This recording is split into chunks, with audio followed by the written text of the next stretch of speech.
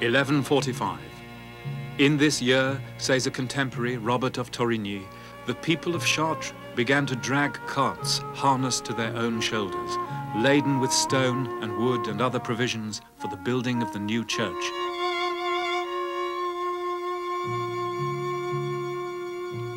The silence only broken by their cries to God for forgiveness of their sins.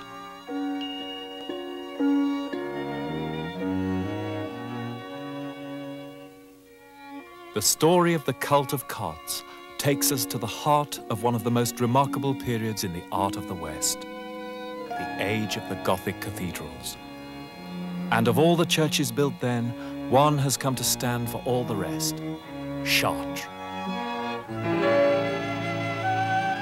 The church at Chartres was burned down on several occasions between the 8th century and the 12th, but each time the people of Chartres willed its rebuilding. The craftsmen, the sculptors, the glaziers, the masons, the construction workers flooded in from far and wide. But it was the people of Chartres themselves who provided the basis in the money raised by the sale of the produce of their own labors. But they also provided the emotional commitment, and sometimes that could reach fever pitch, as in 1145. In 1194, the church was again burned down, leaving only the great west gate, the western towers, and the ancient crypt. Miraculously, their most sacred relic, the tunic of the Virgin Mary, survived intact in the crypt, to the joy of the people. And even more miraculously, the entire church was rebuilt in 27 years. And that is the church that we can still see today.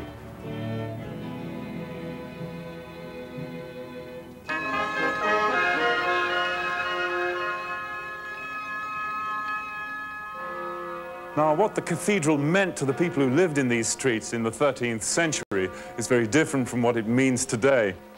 Then the cathedral was not only the center of spiritual life, it was the focus of civic pride, and daily life literally revolved around it. As in many medieval towns, the western gates of the cathedral formed one side of a great open square. In the Middle Ages, this was the place where the townspeople could meet the farmers, and the produce of the countryside could be bought and sold. Here, too, they could mingle with tinkers and peddlers, salt sellers, dealers in relics, and the whole gallery of nefarious characters who thronged the roads of Christendom at that time.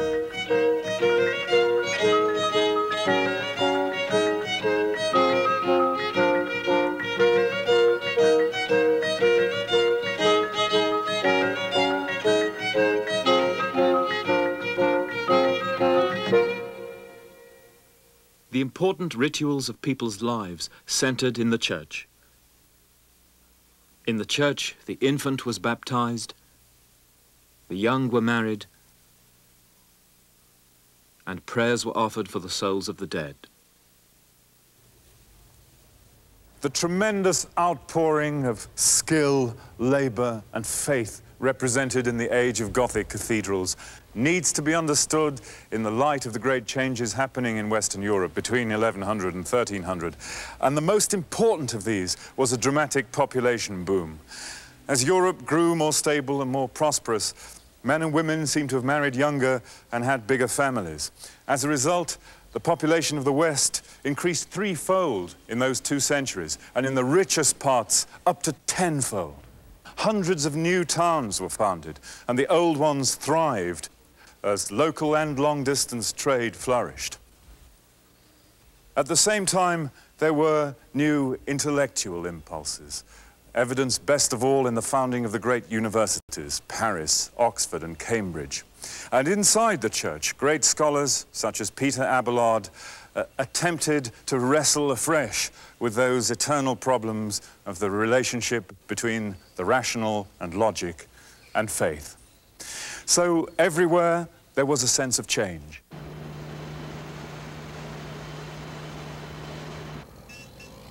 Nowhere is this sense of change revealed more dramatically than in architecture. In a drab suburb of Paris, at the Church of Saint-Denis, once the glorious burial place of the kings of France, we can pinpoint the moment of transition to the new visionary Gothic style.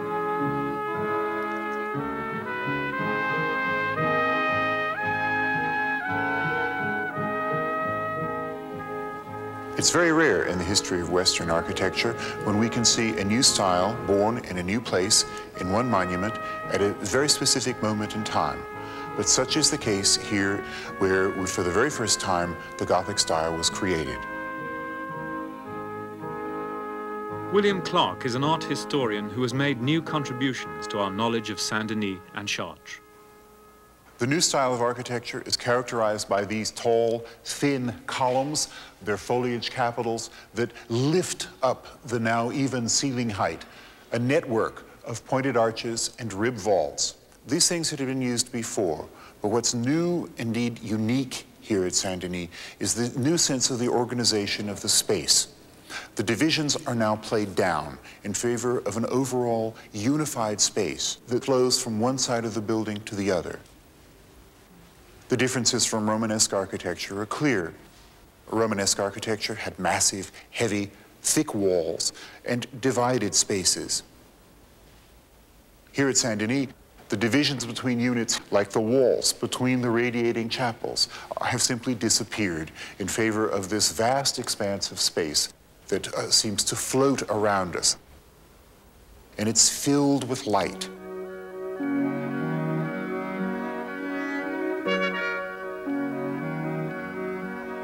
The wall, as a surface, has disappeared and has been replaced by translucent screens of glass.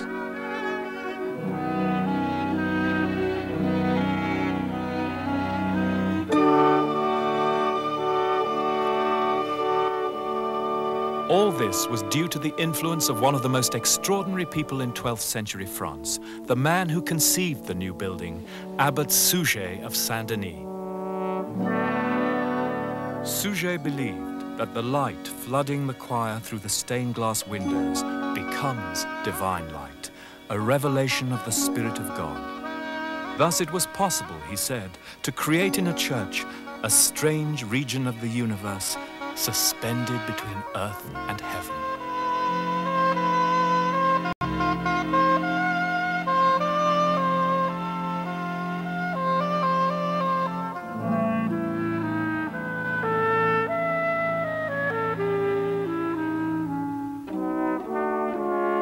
Suger also placed gold and jeweled objects everywhere in his church, for these too were felt to reflect the divine light.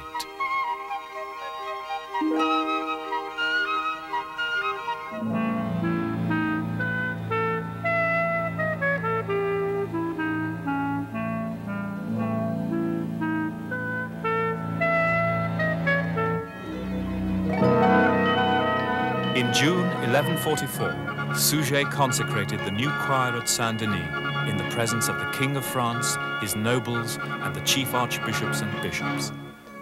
Dazzled by what they saw, they returned home inspired to equal or even outdo Suger's creation. Reims, Sens, Senlis, Soissons, Beauvais, Canterbury, and Chartres would soon show the influence of the new Saint-Denis.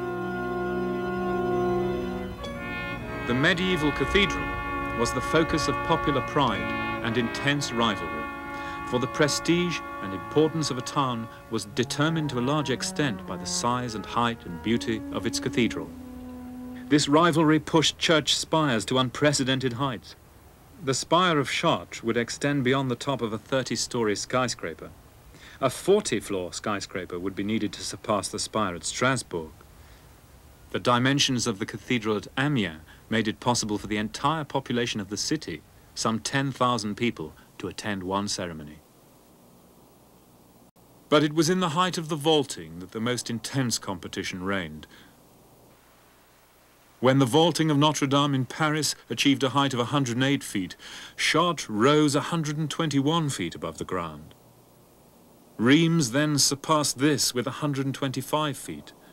Next, Amiens rose 139 feet. Finally, Beauvais Cathedral, which would have beaten them all with a vault of 158 feet, went beyond the limits of safety and medieval engineering skill, and the walls of the choir collapsed. Despite isolated disasters like Beauvais, Gothic triumphed over much of Europe within a few generations. At Canterbury, when the choir was destroyed in the Great Fire of 1174, it was rebuilt in the new Gothic style.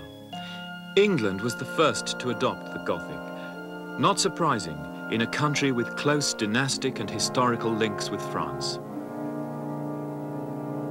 But English architects always tended to go their own way, favouring length over height, evolving their own forms, often by deliberately misinterpreting their French models. By the early 14th century, at Wells Cathedral, the deep-rooted English tendency toward architectural fantasy broke free, producing daring innovation. Most striking and eccentric are the massive strainer arches added to reinforce the supports of the crossing tower.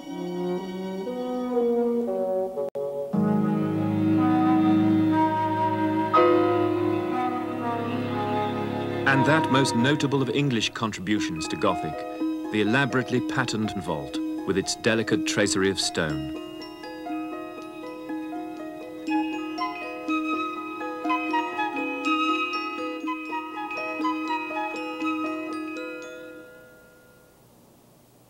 During the heyday of Gothic, hundreds of cathedrals and thousands of churches were built across Europe. In that time, it has been estimated that more stone was quarried in France alone than in the entire history of ancient Egypt. At the heart of Gothic was a combination of all the arts, transformed by religious faith into a mystical vision.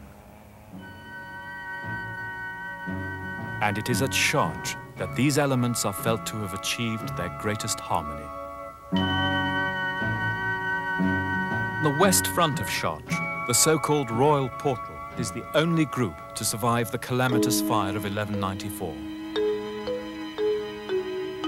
The faithful were greeted by rows of Old Testament kings and queens, recalling the biblical ancestry claimed by the 12th century French kings.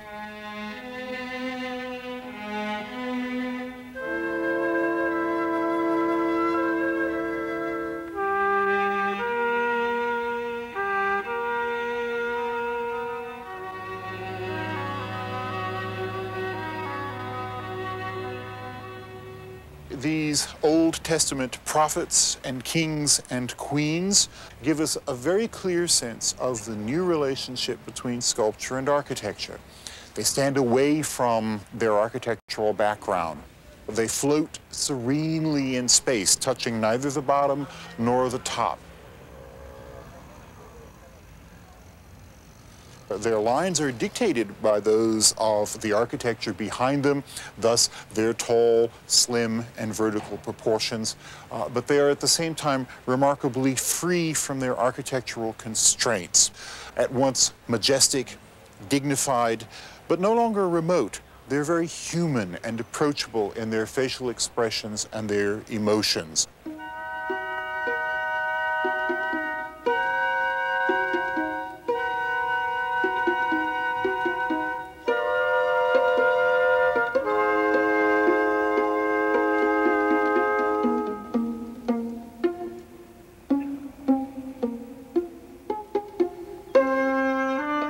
Up above in the tympanum, we have Christ in majesty with the four evangelist symbols.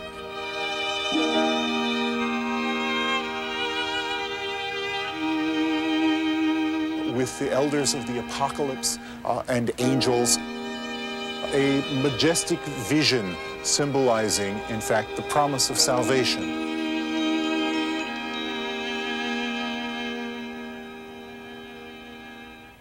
Unlike the teeming and crowded tympanum of Saint-Lazare at Autun, whose subject was the Last Judgment in all its terrifying detail, here we have the promise of salvation and a serenity and a majesty, and above all, an approachable humanity that animates the sculpture here. We see in them the very embodiment of the mid-12th century humanism that is so prevalent in the school of Chartres at this very time.